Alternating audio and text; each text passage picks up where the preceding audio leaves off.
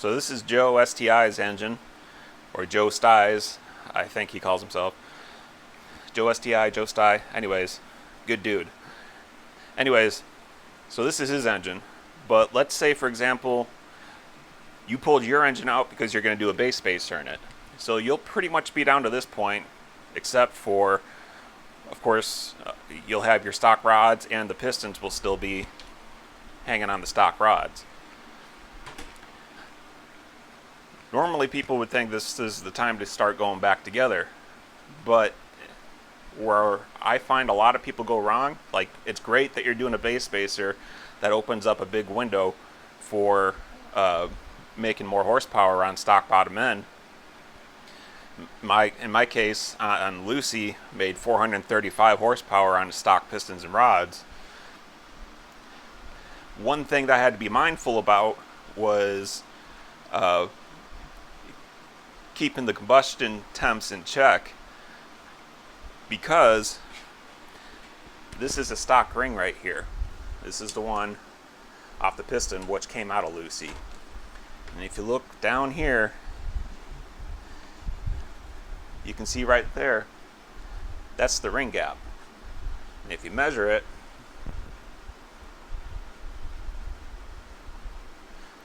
that's 5,000.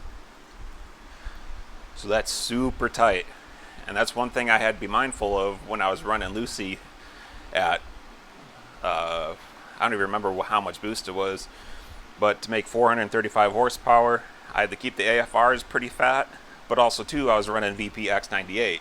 So that's why I was able to push that engine so far, was because I was running the VP X98.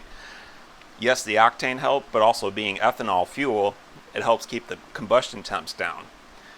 And that was my biggest concern, was keeping it fat enough to keep the rings from swelling. So what happens with rings that have tight gaps like this is, when they start to heat up, you'll see the gap. When they start to heat up, the ring gap shrinks the hotter the ring gets. It's just a normal property of metal. It expands. Once it gets to a point where the ring expands so much it touches, and it creates excess pressure on the bore. Well, once you get it far enough past a certain point, the tips touch and something's got to give. So if you're lucky enough, like this ring here, I was on the very edge of breaking a piston. So when you take rings off and set them on a flat surface, so it's not machine flat, but you see how one side is sticking up? Anytime you take rings off a piston and they don't lay completely flat, that's a sign that the ring ends have butted together. So I was super close. If I would have ran it much harder, it would have broke a piston. But I noticed when I took these rings off, normally when you take the rings off, you can spin them around. They should be real free. This ring here was stuck closed. So this one got really hot, and if I would have kept pushing on the bike, the tips would have went together, and then what usually happens is you'll break the ring land. So this part right here is usually the part that breaks, and you'll see it, there'll be like a chunk missing right here, and then this piece right here will start flopping around. But that's if you're lucky. Usually what happens is the rings push together so much they actually try to jump on top of one another,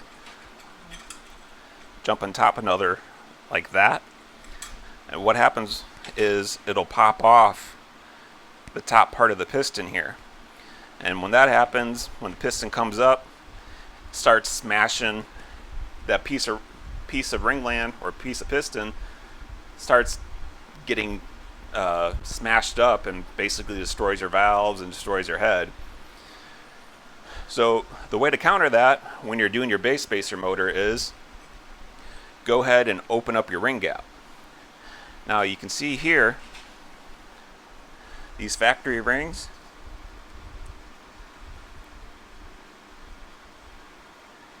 you can see the outer lip is thicker than the inner lip. So I don't know why they do that, but because these rings are so thin, they're more affected by heat. So these will expand a lot more than, say, one of these rings where it's the same thickness the whole way through.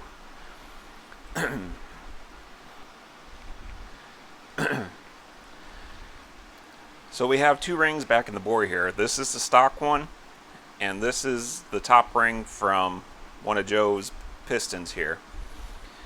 So there's many different, well, there's really not many. There's a few things that affect how much you want to open up your ring gap, and that's more so when you order a set of pistons, they'll tell you it's so many thousandths of gap per millimeter of bore. I don't remember what it is off the top of my head, I'm not going to lie, but for the Wassner pistons on an 81 millimeter bore such as this, I gap the top ring between 18 and 22,000, and then the bottom ring from 20 to 24,000. And some people might think that's weird, the gap on the bottom ring is bigger than the top, but that's kind of like something that's been happening in more modern engines where the top ring or the second ring has a bigger gap. And that's for the reason of, so you'll have combustion that gets by the ring on your first one and gets down to the second one. And engineers, people way smarter than me, apparently have found that this second ring, if the gap isn't big enough, combustion gas gets trapped in between, and it starts making the top ring get what's called unstable. So the ring will actually start to chatter, apparently. I have no way of testing this or proving this, but like I said, there's people out there way smarter than me, and so I'm just going with it, haven't had any problems. But you can see that's 5,000 spring gap, and on Joe's motor here, I set that gap there, and you can see it's a visible gap. It's set at 22,000, so that's on the bigger end of what I'd run them. They give you a range, and the range is really kind of based on, you got to take into account how much power you're going for, what fuel you're running. Those are like the two big main factors. And being that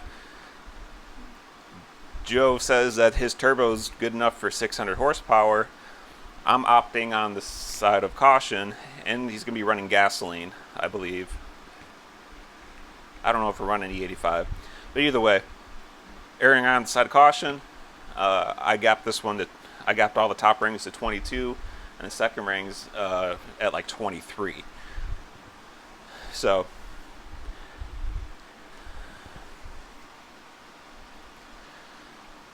how do we go about deciding ring gap?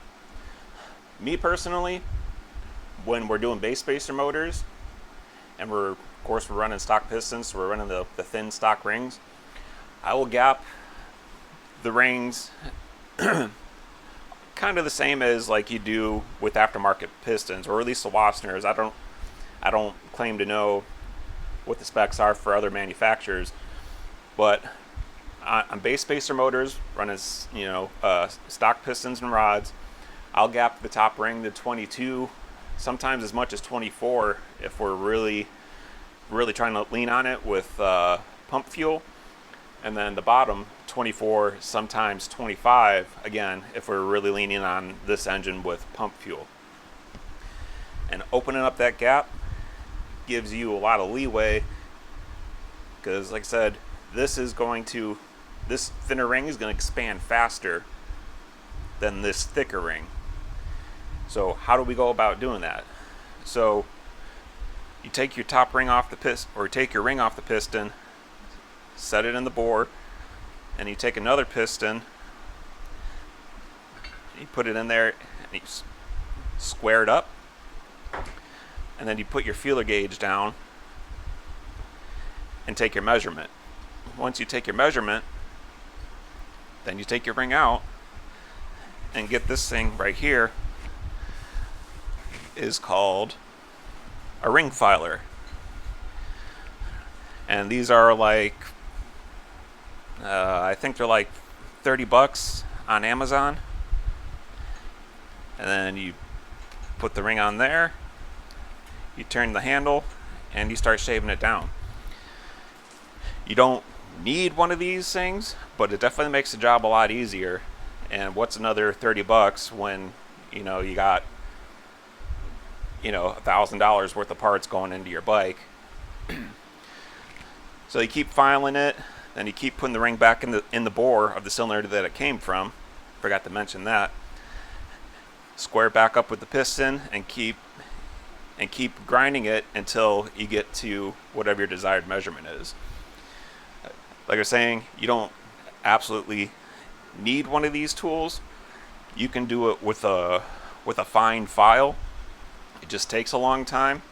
Or you could be like the nitrous guys and just use a grinder and just put gap in them and just slap the rings back on, because the engine's only gonna last like 3 or 4 passes anyways before the thing melts down. Nitrous problems. So once you get done gapping all your rings, put them back on your pistons, which again, if we're doing a base spacer, all your pistons would be hanging on the rods. Go ahead and put all your rings back on. And you can put your cylinder back on, your head, degree of the cams, and then you're good to go. So, hope you guys enjoyed the video. I'm trying to do these smaller, like little segment, like specialized videos, because some people, I'm still trying to find my format here. And I'm glad you guys are watching my videos, and I really appreciate that. But some people think that I'm a little bit long-winded. This being a technical channel, yes, things are going to be long-winded. So I'm going to be filming modules like this based on real specific things and just tag those in videos that they occurred to. That way I can keep talking down and you can see more build. But if there's something you really want to know, well then bam, there's going to be a specialized video for it. So like and subscribe, and you'll be seeing Joe's motor here back in the bike soon, and you'll be seeing a build video about this too. So take it easy, people. Have a good day.